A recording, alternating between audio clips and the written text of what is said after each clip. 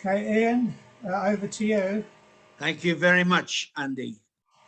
Greetings and welcome from Essex branch of the Historical Association. A Happy New Year to you all. And for a moment, I'd like to think about some of our branch members who can't join us because they are not familiar with or don't use the internet.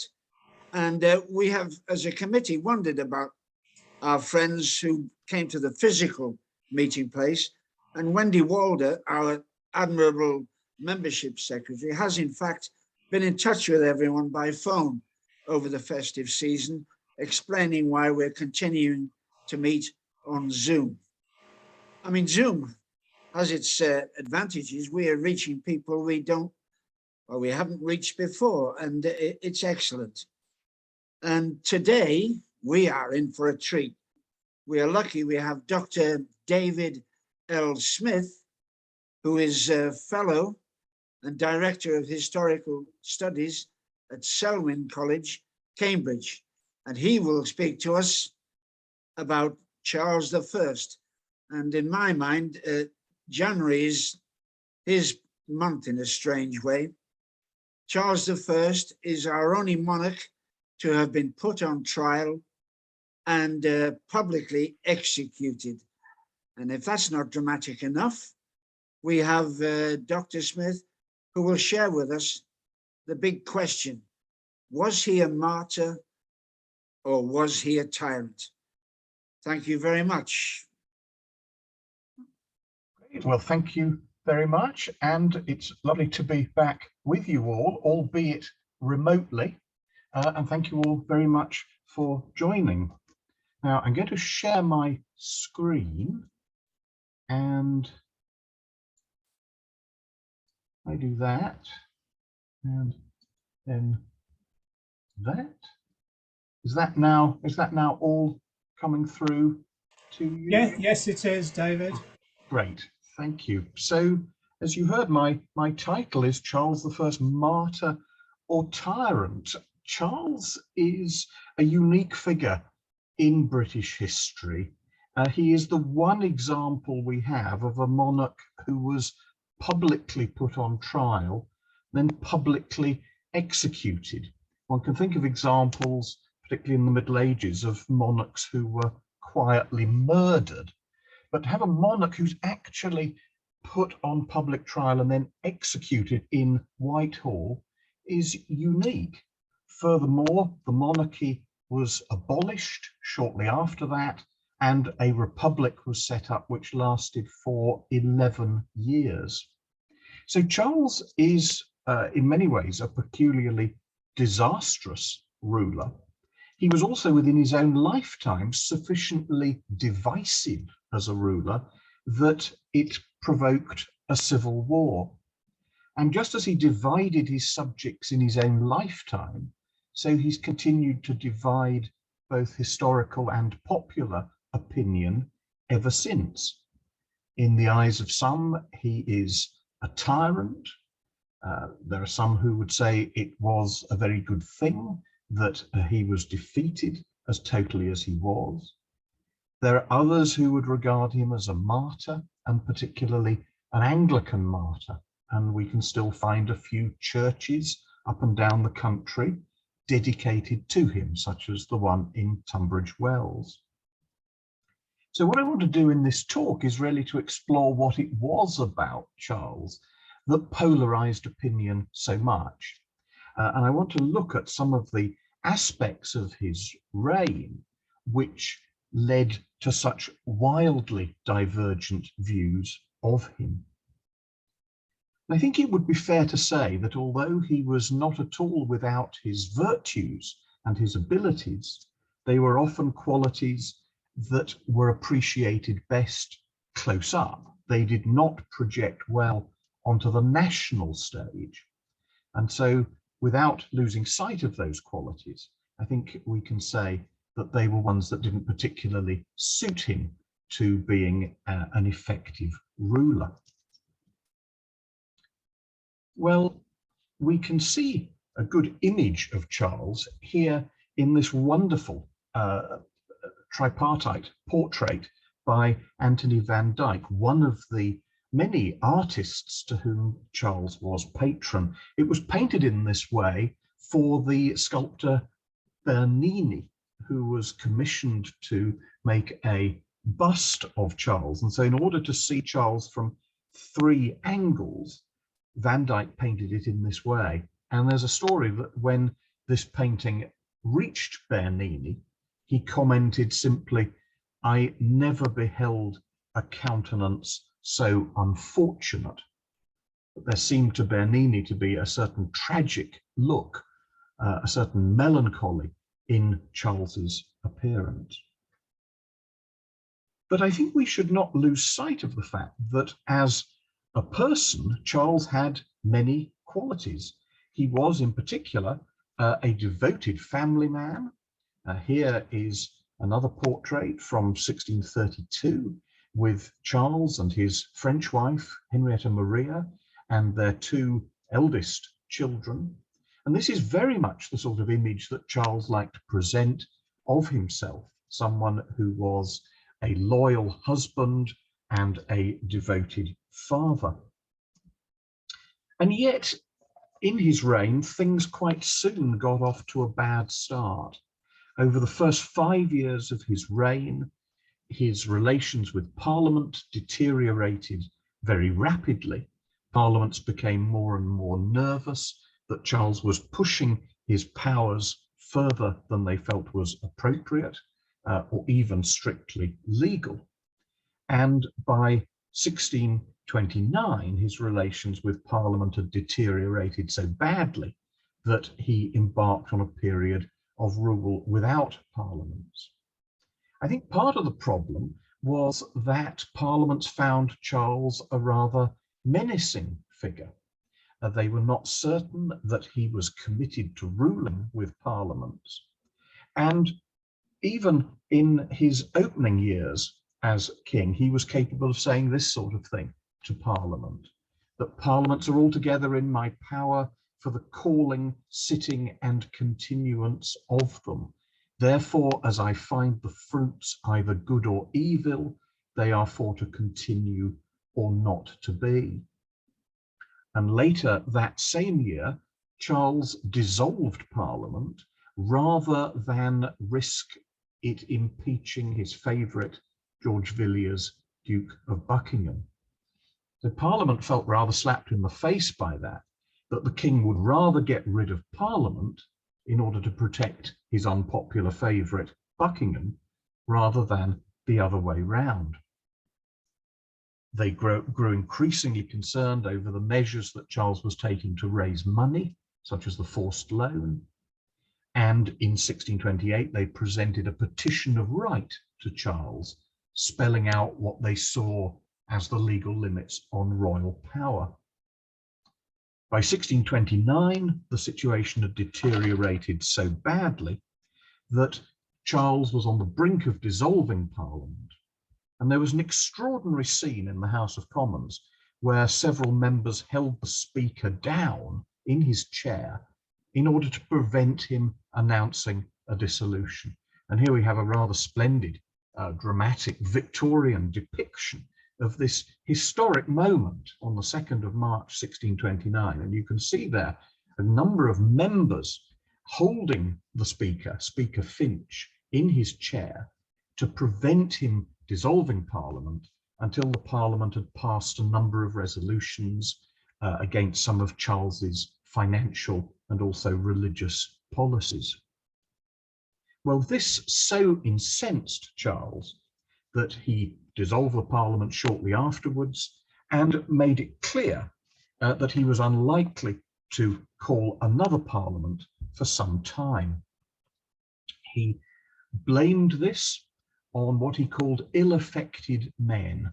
As you see here, this declaration 8 days later. No sooner, therefore, was the Parliament set down in January 1629, but ill-affected men began to sow and disperse their jealousies. That's a very characteristic utterance of Charles I, to blame things on those whom he regarded as ill-affected.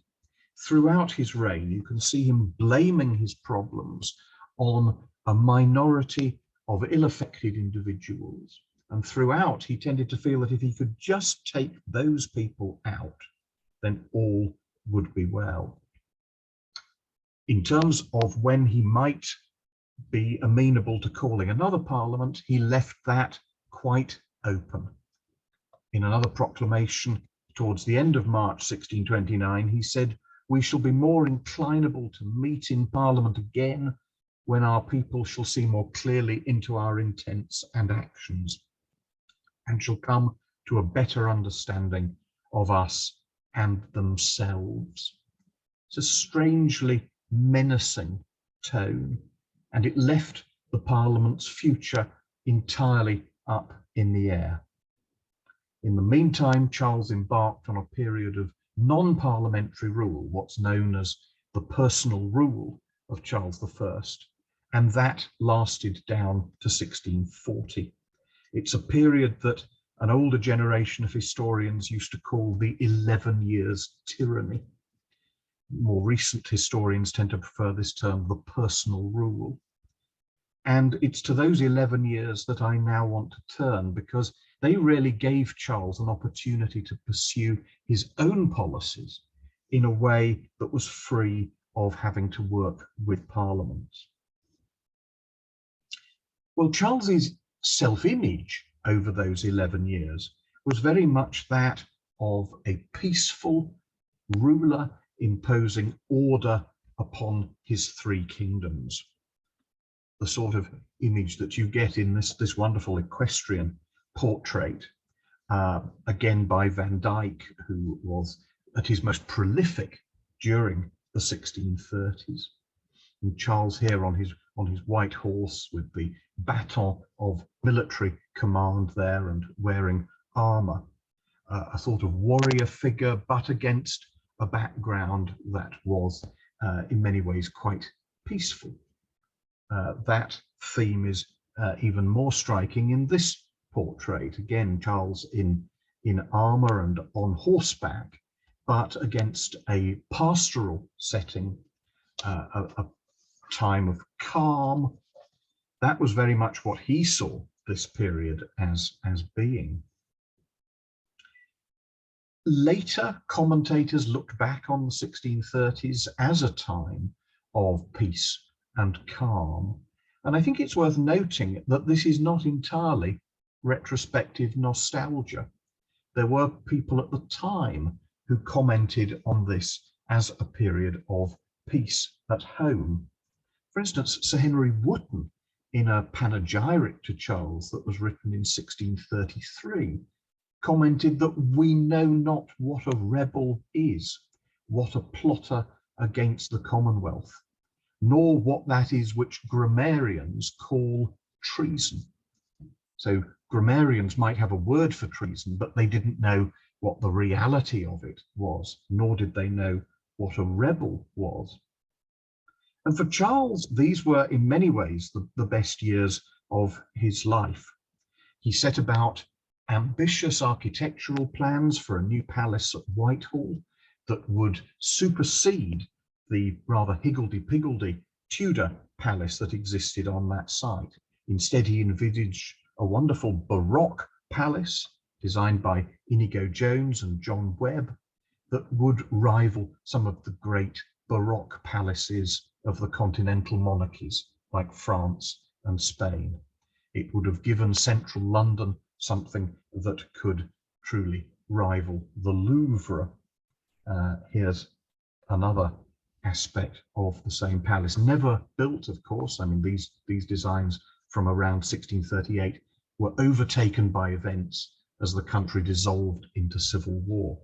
But they give you a sense of the sort of monarchy that Charles envisaged. But there were other aspects of his policies in these years that were much less popular and much less satisfactory. He succeeded in balancing his budget without Parliament, but at the cost of pursuing a number of unpopular fiscal policies, most notably ship money. a medieval policy which Charles revived and newly imposed upon all parts of the country, not just on coastal areas. And although the payment rates for ship money were very high, there was considerable concern about whether it was strictly legal. And a test case on ship money, launched by the Buckinghamshire gentleman John Hampden, led to Charles winning that test case by 7 votes of the judges to 5. Now, that was really, I think, a warning light for Charles to win a test case as narrowly as that. It was the narrowest possible margin, 7 of the 12 judges in favour, but 5 against. That was actually very much a warning sign in 1637-38.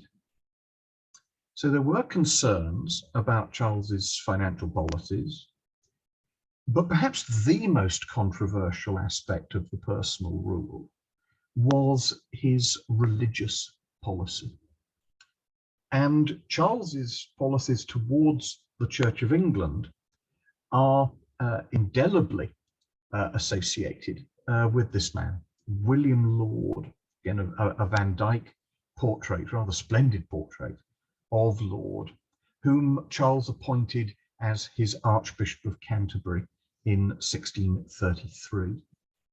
And from then on, he and Laud worked in close collaboration to remodel the Church of England in ways that emphasized the beauty of holiness, the dignity of worship, the importance of the ceremonies and sacraments in worship, rather than the sermon.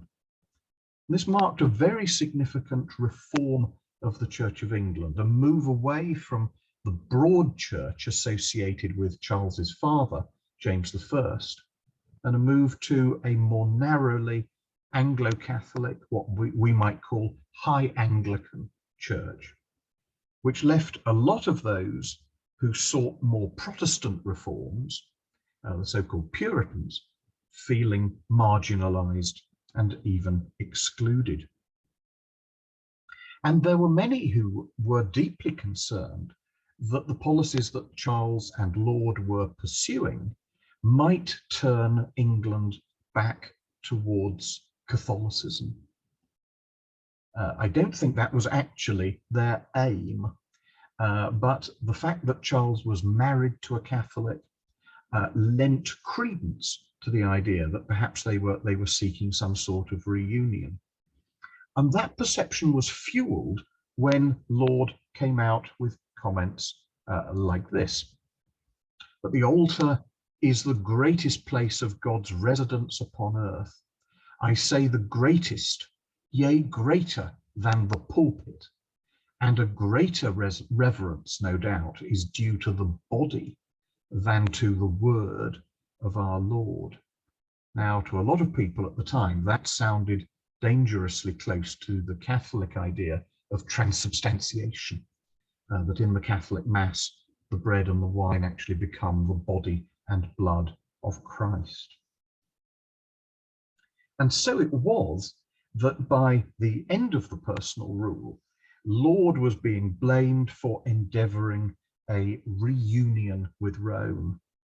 And as you can see from these impeachment articles that were drawn up in 1641, Laud was accused that he hath traitorously endeavored to set up popish superstition and idolatry, and hath traitorously and wickedly endeavored to reconcile the Church of England with the Church of Rome. Well, it was the pursuit of this kind of policy, not just in England, but also in Scotland, which ultimately brought down Charles's personal rule. At the end of the 1630s, he tried to impose a new prayer book on Scotland, which provoked a revolt, and the Scottish nation signed a national covenant protesting against this. And Charles made 2 attempts to put this down in 1639 to 40, but those wars bankrupted him, and he had to recall Parliament. And so in 1640, Parliament is recalled, and that Parliament managed to impose a number of concessions on Charles. He agreed to abolish ship money. He agreed to abolish some of the institutions that had made the personal rule possible. Nevertheless, Charles also gained a degree of support. There were some who felt that Parliament should not go too far. And so those opening years of the 1640s actually divided people quite a lot. And to make matters worse, a massive crisis erupted in Ireland in the autumn of 1641. And at that moment, Catholics in Ireland went into revolt. They ended up massacring between 3,000 and 4,000 Protestants. And images like this depicted terrible atrocities for which Catholics were blamed. Now, for Charles, this turned out to be a personal disaster because the rebels claimed that they were acting on commission from the king himself. And so great was the fear of Catholicism in England at this point, and such was the mistrust of Charles's religious policies, that there was a feeling that you couldn't really trust Charles to put down a rebellion of Irish Catholics. And so in Parliament, there was a move actually to take away Charles's military powers. In November of 1641, Parliament debated a grand remonstrance, which listed the various grievances that they had against Parliament and made a case for removing Charles's military powers. As they said there in the grand remonstrance, the root of all this mischief is a malignant and pernicious design of subverting the fundamental laws and principles of government against which the religion and justice of this kingdom are firmly established. And there was a perception among some people that Charles was somehow implicated in this pernicious design, or at best unwilling to take effective action against it. But this was a very, very divisive measure. It was passed by the Commons only after a lengthy debate going on most of the night of the 22nd to 23rd of November. And when it did pass, it was by a margin of just 11 votes, 159 to 148. That shows you how polarized the political elite had become by that point. It's a very, very dangerous moment. In a way, if the Parliament had been more united against Charles by this point, you might have avoided a civil war. You might have had some other kind of action against him. But the fact that the Parliament is so divided is actually highly dangerous. The fact that enough people had voted against the Grand Remonstrance also reinforced in Charles's mind the idea that his problems really came down to a small minority of ringleaders. This very characteristic view that Charles had. If you could just take out this minority of ill-affected individuals, then all would be well. And that is really the context of Charles's attempt in January 1642 to arrest 5 members of the Commons and 1 member of the Lords, who he blamed for stirring things up against him. And this extraordinary scene, one of the most dramatic in English history. Again, a lovely Victorian depiction of this. But here is Charles. He came into the House of Commons, leaving a body of troops at the entrance, and he looked around for the 5 members that he wanted to arrest. They had received a tip-off in advance, and they had escaped out down the River Thames to the City of London. with only minutes to spare. And Charles observed that I see the birds have already flown.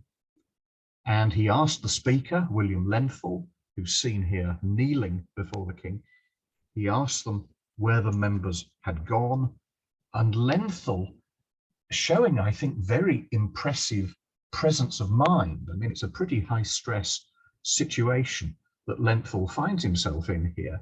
He has the presence of mind to reply, Your Majesty, I have neither eyes to see nor ears to hear, but other than as this house shall direct me.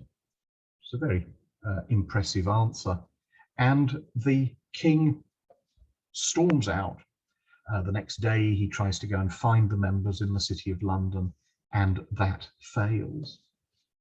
Well, the attempted arrest of the 5 members is an extraordinary moment because it was a clear breach of the House of Commons' privilege of freedom from arrest while they were sitting. And in a way, it was the worst thing that Charles could have done, because some members had doubts about whether you could trust Charles to command military force. Well, those fears are very much strengthened by Charles's behavior in January 1642. There's a real growing fear that this king was actually willing to make use of force against an elected parliament in a way that was highly dangerous. And really from this point onwards, Parliament begins to think towards taking defensive measures against the king. For a lot of members, however, that was a step too far. The king was the king. They didn't believe that Parliament should do this. And so over the next 6 or 8 months, the country polarizes. It drifts towards civil war. Parliament justified taking military precautions against Charles, and in June of 1642, they defended the militia ordinance, which would have vested military power in Parliament in this emergency. And they said, the king's supreme and royal pleasure is exercised and declared in this high court of law and council, meaning Parliament, after a more eminent and obligatory manner than it can be by personal act or resolution of his own. Now that's an extraordinarily revolutionary claim to make. To say that Parliament could exercise the king's pleasure, could exercise, as it were, the king's will, the king's office on his behalf, that you could defend the office of king by taking steps against the person of Charles I, that is a truly revolutionary claim, and no monarch was going to take that lying down. And indeed, for many of Charles's subjects, this was the Parliament getting above itself, that the Parliament was actually pursuing measures that were potentially more dangerous than Charles I. So this declaration would have divided opinion very profoundly. And for many of Charles's subjects, there would have been more for them to respond to in the king's utterance in May 42, his answer to a printed book which Parliament had published, when Charles said, those responsible for all our troubles are a faction of malignant, schismatical and ambitious persons whose design is and always has been to alter the frame of the government both of church and state, and to subject both king and people to their own lawless, arbitrary power and government. You have, in a sense, 2 competing narratives of what is going on, one of which blamed a popish plot in which Charles was implicated, and the other one that you have here, that it was an attempt to alter the frame of government in church and state, and that there were people who were wanting to set up their own lawless, arbitrary power and government. Well, the upshot of this was that both sides managed to achieve a degree of military support to a point where by the summer of 1642, each side felt that it could hopefully win a war if the war came soon. And it was Charles who formally began the Civil War by raising his standard at Nottingham on the 22nd of August 1642. Here's a depiction where you can see Charles there on the left side of the picture with his eldest son, the young Prince Charles, Prince of Wales, the future King Charles II. And Charles here is raising his standard as a rallying point against what he called the rebels who were against him in Parliament. Well, this marked the formal beginning of the English Civil War, a conflict that was to go on until the summer of 1646. It would probably be fair to say that Charles's best chances of winning the war would have been to win it early on, to win a short conflict. And indeed, in 1642, as in 1914, there was a significant amount of opinion that felt that it would be over by Christmas. And had Charles managed to regain London, to regain control of the capital before the end of 1642, it's quite possible that he could have brought the war to a successful conclusion from his point of view. But he failed to do that. And as the conflict dragged on, ultimately for nearly 4 years, his chances gradually reduced. The fact that Parliament controlled London and the southeast gave it an access to resources that were greater than Charles could muster. And also Parliament organised its war effort in a ruthless and highly effective way that in the end produced a military advantage in battles like Marston Moor and Naseby, and by 1646 Charles was forced to surrender. The problem then was how to construct a post-war settlement. What concessions would Charles make to Parliament that might be the basis of a lasting post-war settlement? The answer was that Charles was extremely reluctant to make any concessions at all.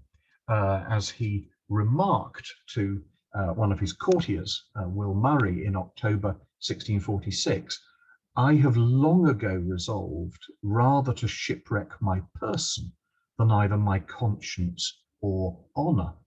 That's a very revealing comment in a private letter of Charles. I think it tells us a great deal about his state of mind in the months immediately after the end of the Civil War. This is not somebody who is going to prove easy to negotiate with. If he would rather shipwreck his person than sacrifice his conscience or his honour, he is not going to fear what happens to himself. This is somebody who is going to make a stand on principle. And although Charles engaged with a whole series of negotiations between 1646 and 48, in many ways he was playing different groups off against each other, different elements within Parliament and within Parliament's army, and with his supporters in Scotland and Ireland. He would negotiate with different groups in order to try and secure the minimum of concessions that he had to make, to drive down the terms to a point where he had to concede as little as possible.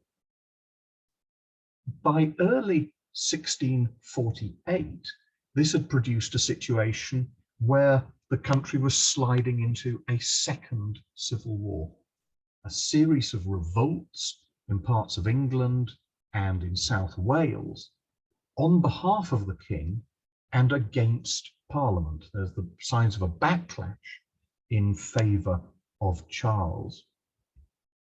And for people in the army, in Parliament's army, this produced a great dilemma, which is, why were they having to go through this again? Why was a second civil war breaking out in parts of England? They felt that they defeated Charles once. God, as it were, had given a verdict against Charles. Why were they having to go through this again? And in April of 1648, the New Model Army, Parliament's New Model Army officers, had a prayer meeting at Windsor Castle in which they reflected on this and wondered why they were having to tread this particular path. And this prayer meeting is very important, I think, in terms of showing the cast of mind within the army by this point. And we have an eyewitness account of this, which records that they came to the view that it was our duty to call Charles Stuart, that man of blood, to an account for that blood he had shed and mischief he had done to his utmost against the Lord's cause and people in these poor nations.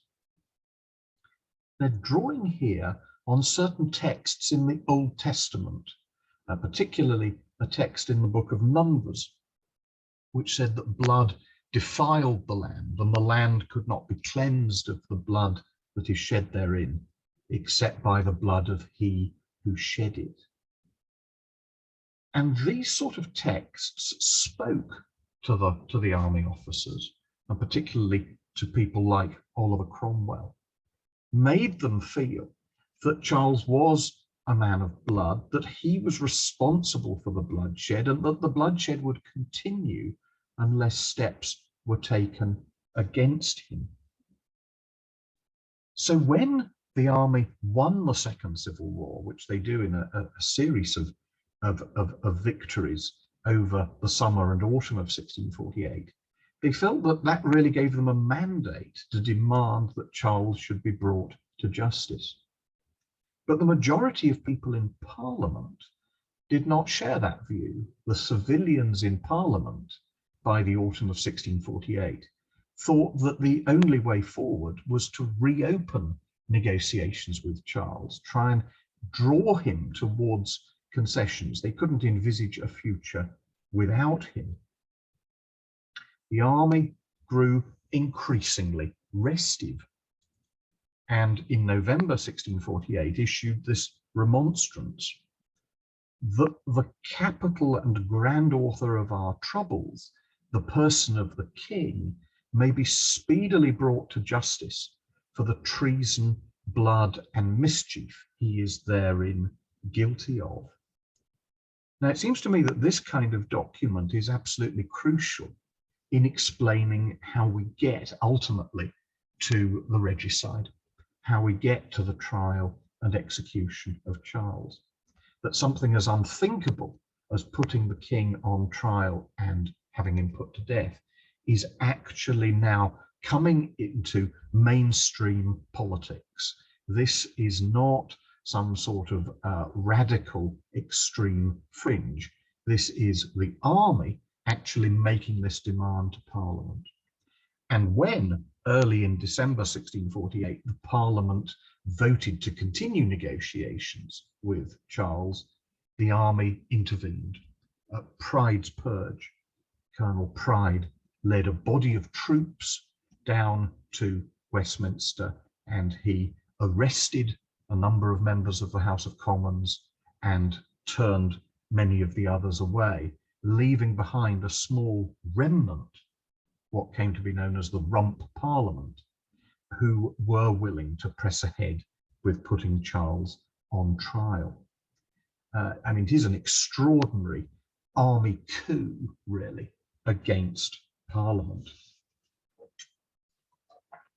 And that minority that were left declared the House of Commons sovereign.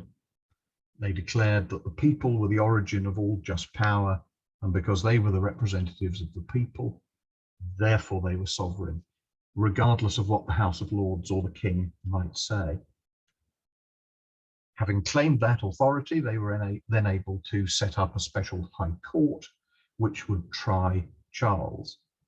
And the trial duly opened on the 20th of January, 1649. Here is Charles, looking rather older by this point. You can see how his beard has gone grey.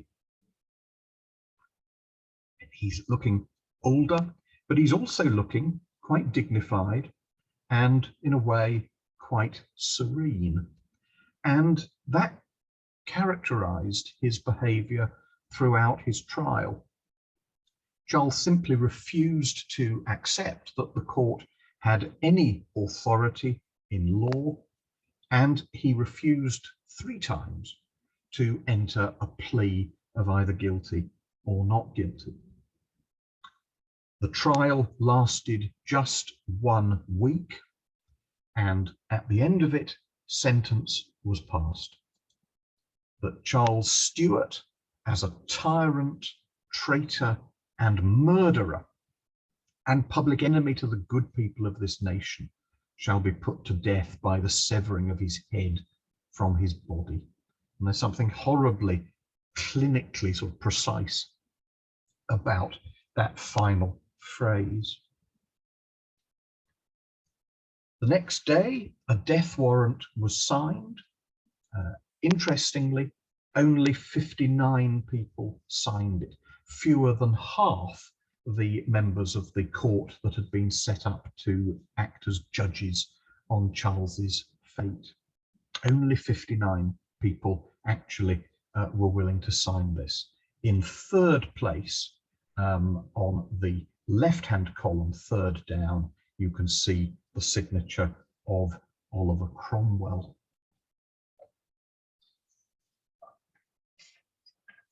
This was the basis then for Charles to be brought to the scaffold 2 days later. And as he stood on the scaffold, he made a final speech, which is very, very rhetorically powerful. And it gives you Charles's account of his reign, his justification for what he'd done. As he said there, "I never did begin a war with the 2 houses of Parliament. I am an innocent man. I am the martyr of the people. I die a Christian according to the profession of the Church of England, as I found it left me by my father."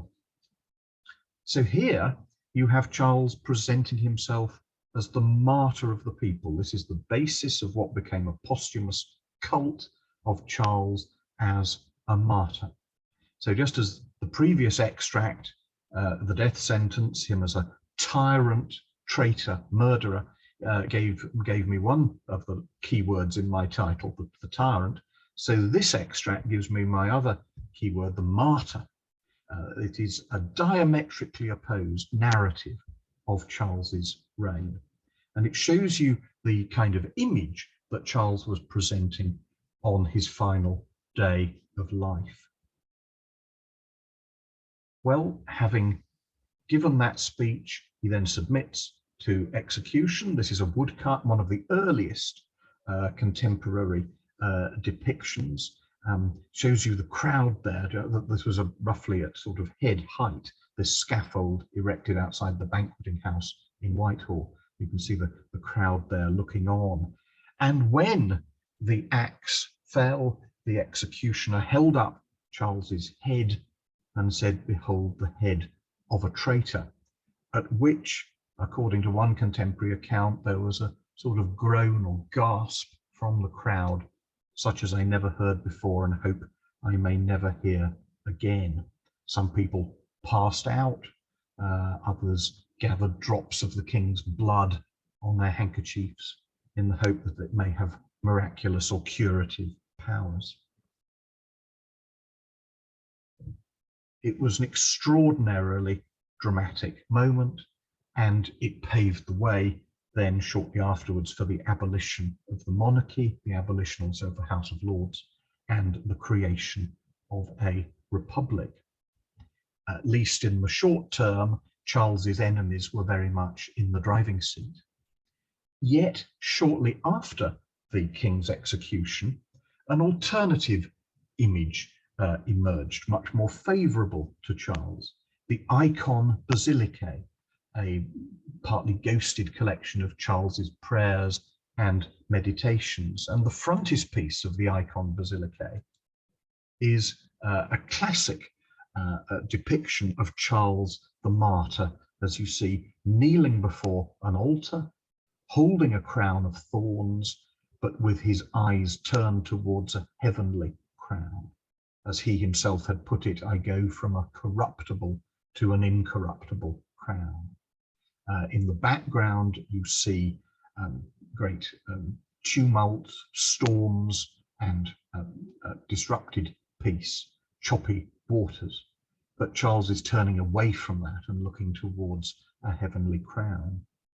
And the Icon Basilicae was a runaway bestseller. It went through a total of 36 editions. It sold in huge numbers. So right from the moment of Charles's death, you have two competing posthumous assessments of him, the view that sees him as the martyr and the view that sees him as the tyrant. And I think that has, in a way, characterized the divergent opinions of him ever since. And perhaps the great tragedy of all of this, and the way that I would, I think, draw to a conclusion and sum up the problems with Charles I, the tragedy is that he was such a polarizing figure.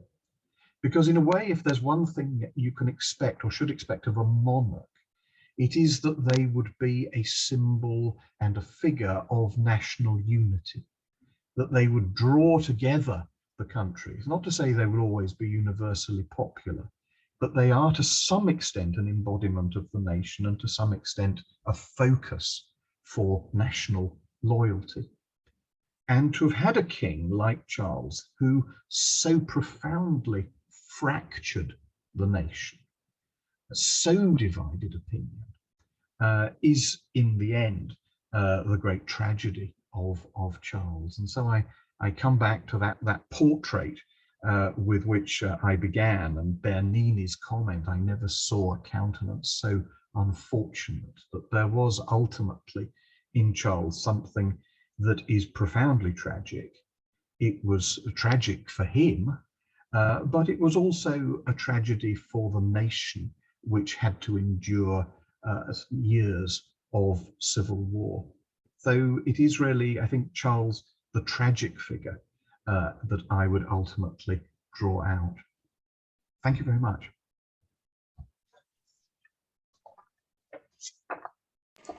Thank you, David. If we could ask for questions, if you could stop the sharing so we can see everybody. Thank you. That's it.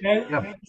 Thank you. Yeah, I'm very happy to take any 70 questions. people here, so 70 screens. So if people have a question, if they could either send me in chat or or they could sort of raise their hand and, or one of those icons. Now, yes, there's Paul Levy. He's got a question. Yeah. Do you think there is a 20th century parallel with this, in that when John F. Kennedy was assassinated, he became something of a martyr, and yet since a very different picture of him has emerged?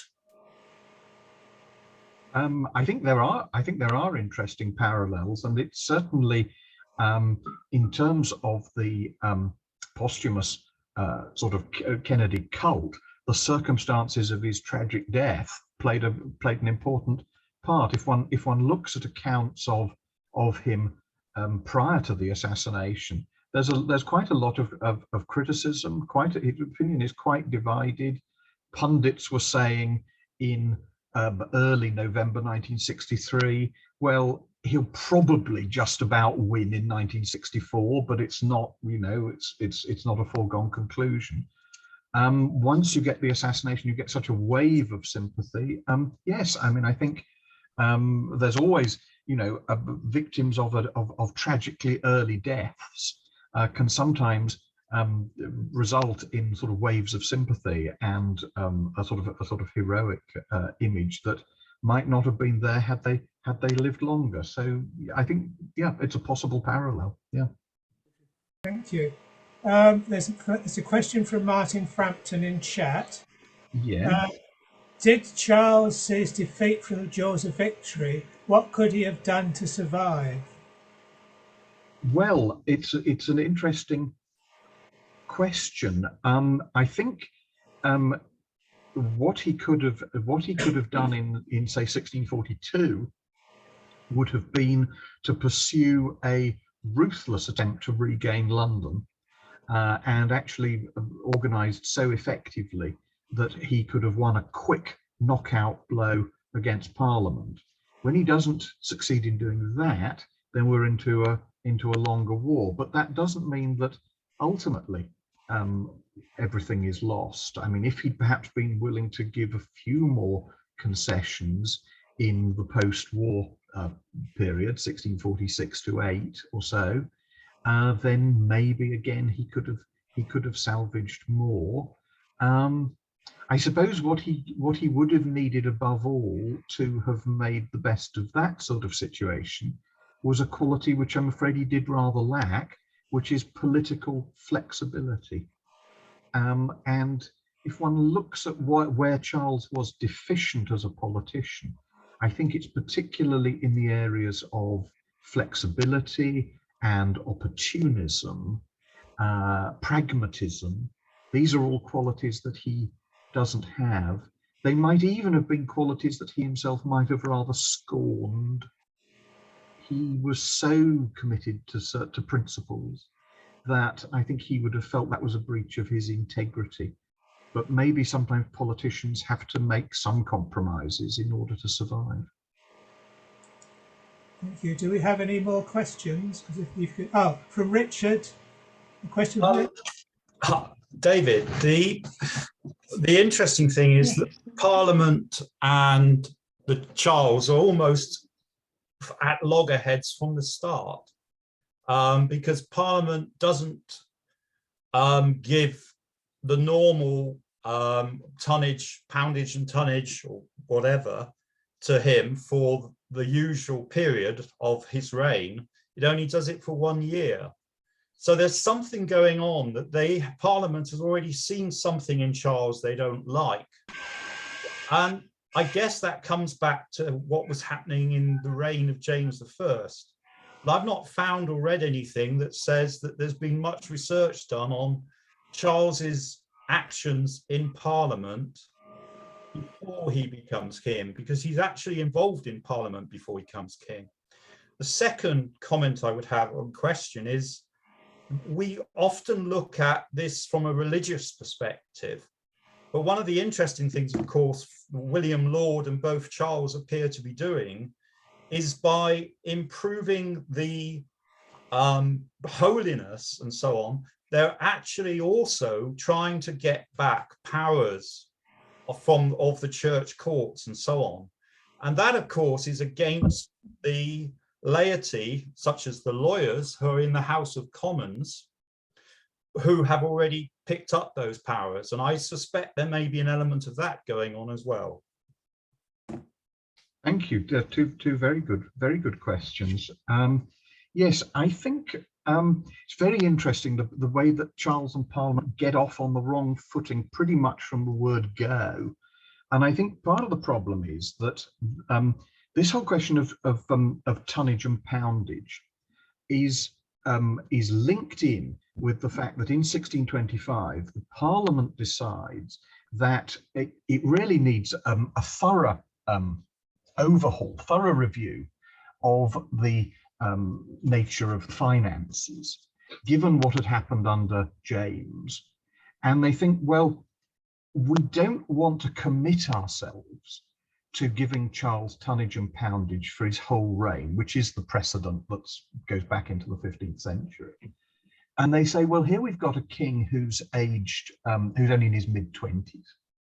So let's just give it to him for 1 year, pending a full-scale review. So that in a sense is a reasonable position. Equally, Charles can reasonably feel a bit fed up that they've only done that.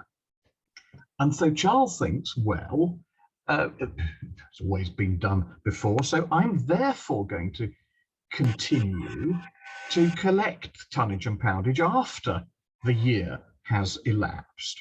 Whereupon the Parliament says, you're now doing something in breach of anything we've done. Now, what's interesting to me here is that it works almost exactly like any relationship that goes wrong. And you can see it's a bit like watching a marriage that's heading towards a divorce, that each side is taking little steps which are initially not unreasonable in themselves, but then the thing escalates and each comes to read the other's actions with great suspicion and ultimately hostility. So I think what you can see here is the way in which things can go wrong in a personal monarchy, that the relationship between the monarch and the parliaments can go wrong in this way. And it was going wrong because actually such work as has been done on Charles in the Jacobean parliaments, particularly in those of 1621 and 1624, actually Charles was quite popular. Yeah. And in 1624, especially, when he and Buckingham come round to advocating a war against Spain, they are actually able to put themselves at the head of opinion in Parliament to put pressure on James. So it's possible that lulled him into a false sense of security, actually. It's possible he thought, well, parliaments are a piece of cake, I've got parliaments on side. Perhaps he then slightly took that as read. But I see it very much as a story of a deteriorating relationship, really, between 25 and 29. Then on the second question, yes, you can see how things which in some ways are good in themselves, or certainly not bad in themselves, like improving the quality of church fabric, improving the quality of worship, regaining powers for church courts. These are things which in other people's eyes can become deeply contentious. And I certainly think that you're right to stress the irritation it causes amongst the lawyers. And it's interesting that the lawyers included a great many Puritans, and also that both those groups were disproportionately represented within the House of Commons. So I think you've got a situation again where a sort of opposition can escalate quite easily. But it's always possible that because lawyers and Puritans tended to leave records of their views and they were vocal in Parliament, possibly the historical record slightly flatters them at the expense of people who might have been more sympathetic to what Charles and Laud were doing. Well, it's the element of the Whig interpretation of history again, isn't it? Yeah. Yes. Yes. Yet another element of that comes into play, I think. Absolutely. Yeah. Yes. Yeah. Thank you. That was very useful. That was very interesting to know why Parliament was so anti giving him the tonnage and poundage. Okay. Well, I have some questions on chat and also a hand raised. So I'm going to ask Sue Key's question first. Then there's John has got a hand raised, and then there was Maria, and then Jan. So from Sue Key Smith. Did Parliament provide any upkeep for Henrietta and her children? No. No. I mean, they go into exile with anything that they've been able to take with them, but they don't get any kind of retainer or anything like that. And I'm afraid the result is that the exiled court, which is in France until the mid-1650s, then they would go around a bit and ultimately end up in the Spanish Netherlands, I'm afraid are living in considerable poverty.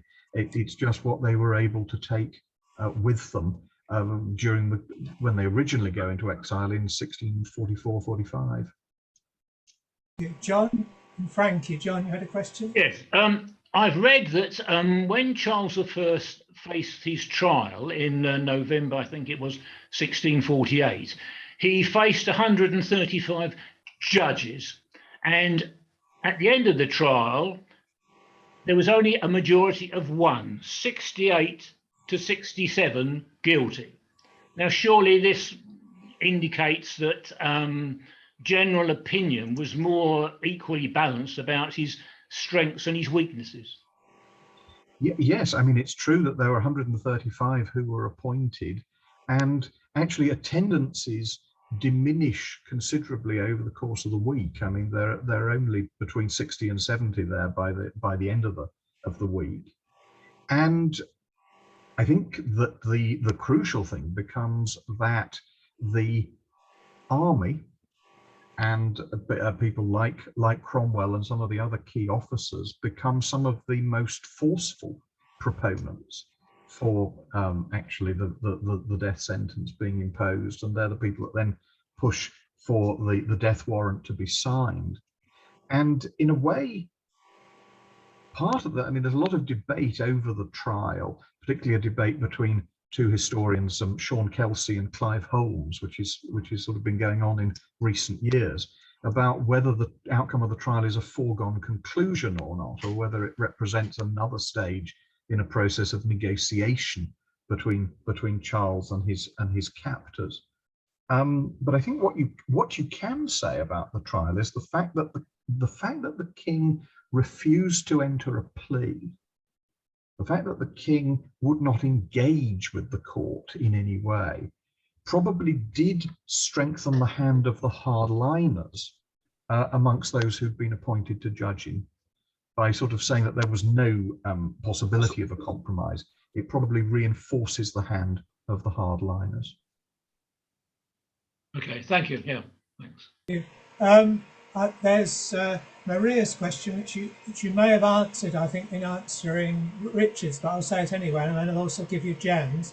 Yeah, it was, how far do you think the issues predated Charles's own reign? You said something on that, but you might want to say more. And the question from Jan is, do you think the next few years as a republic has changed the way we view his reign today? Right. Thank you. Yes. Well, yes. I touched on the issues of the questions to which they go back into James's reign, and yes, I mean, I think they do. I think you can pinpoint particularly the financial problems, which are in a sense unresolved. Also, some of the religious differences that existed. I suppose all I would say is that James does seem to me to have largely succeeded in containing these problems. Financially, his policy of keeping out of war and promoting peace undoubtedly helped to reduce the financial strain. And the fact that Charles's early years are financially so fraught is closely connected to the fact that from the start of his reign, he's fighting wars against Spain and then France too, whereas James I had gone to great lengths to avoid war and minimize financial strain. And within the church, James had also, I think, managed by and large to create a broad church in which moderates of all persuasions could coexist, and only the radicals, only those who posed a political threat on either extreme of the religious spectrum, were actually excluded. So there are problems, but I think James's policies had tended to damp them down, whereas James attempted to damp them down, whereas Charles's policies tended to inflame them. That's the difference, I think. And then, yes, the question of whether the republic that followed has altered our view of Charles. Yes, I mean, I think in a way it probably has, but the republic has itself given rise to an equally polarized assessment, in the sense that you know there are still in the historiography there are different narratives of that, depending on whether people have seen it as a good thing or not a good thing. So it's a very polarized sort of situation, and by and large those who see Charles as a martyr would tend to be rather negative about the republic, and particularly about Cromwell, whereas those who like to see Charles as a tyrant would tend to see Cromwell perhaps in a more positive light. I should perhaps add here that I'm one of the very few people, I think, who is a life member of both the Charles King and Martyr Society and the Cromwell Association. I sort of keep in with both sides in all of this. Thank you, David. Do we have any more questions? Either if you want to send a chat in or raise a hand, or oh yes, Paul. Paul. Yeah. How much evidence is there that Charles' son, when he became Charles II, tried to cultivate the image of his father as a martyr? I think he certainly would want to pick up the idea of Charles as a martyr, Charles as a constitutional ruler. He would want to pick up as many of those things in terms of, you know, what his view was of his father. I mean, he would want to present his father as victim, if you like. But it's interesting that Charles II, in many ways, puts a lot of energy into developing his own image, into developing his own relationship with his people. And in many ways, he learns a lot of political lessons from his father about what not to do. A lot of Charles II, in a way, has exactly those qualities of flexibility and opportunism and pragmatism that I mentioned as Charles I disastrously lacking in the 1640s. And I think Charles II learned a lot of how not to do it from his father. So yes, he does present father as victim and martyr, but he's very much about building his own relationship with his people. Thank you. Do we have any more questions? Shirley. Yeah, can I just ask you, do you think that Charles's idea of seeing himself as a martyr was to do with his notion of his belief in the divine right of kings? Yes, I think it is. I mean, I think he's very much seeing himself as God's anointed ruler, and therefore that he is suffering for that, and that suffering it leads to being martyred. And I mean, one of the extraordinary ironies of the events of 1648 to 49 is that Charles sees himself as God's anointed and as being as a martyr, whereas the people that are moving towards the regicide see him as a man of blood, see God's providence as pointing inexorably towards bringing Charles to account. And so you have two conflicting views that are not just two different narratives of the events on earth, they're two different appraisals of the cosmic significance of all of this and where God's will is ultimately taking the country. Yeah, thanks. Any more questions before I hand over to Ian? No. I can't see anybody else either in chat or raising their hands. Thank you, Andy. Okay. Splendid, Dr. Smith. I now ask Tony Tuckwell, who is our vice chairman, to propose our vote of thanks. Well, thank you so much, David. For those of us who heard your marvellous exposition on Queen Anne, we were looking forward to today and we were certainly not disappointed. That was quite magnificent. One thought occurred to me. Charles I was uxorious, loyal to his wife, loving family man. So was Louis XVI and so was Nicholas II. All ended up in the same way. Charles II played the field with all the women he knew and was a political success. I reckon the psychologists could have fun with that one. Perhaps that'll be another talk on some other occasion. And perhaps with the current member of the royal family possibly facing a court case, we can take the long perspective and say it could be worse. Thank you for a wonderful talk. Thank you very much, David. Thank you very much. It's been a pleasure. Thank you for joining. Thank you for your questions, and I wish you all the best. Keep safe, keep well, and all the very best. Thank you. Thank you. Thank you. You need to announce next week's talk. Next month's talk, yes. The 5th of February, we have a subject close to some of our hearts. We're going to look at Southend's Saxon prince and the investigation of the burial by the Museum of London Archaeology Group, who were responsible for finding him, And Lynn Blackmore, who is the senior fines specialist, she'll be speaking to us then. So same time, same place, your living rooms, 5th of February, 2022. And don't dash away.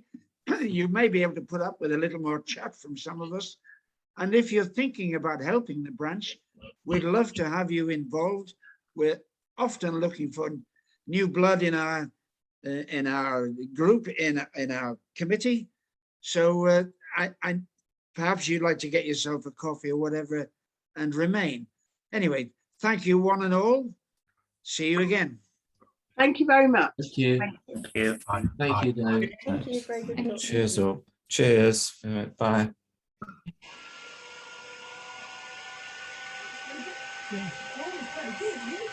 Yes, it is. Enjoy that, Paul? Mm. Do you enjoy that? Yes. Yeah. Yes. Very good. That's absolutely first class. Tour de force. Yeah. I didn't think about my knitting looking a bit odd.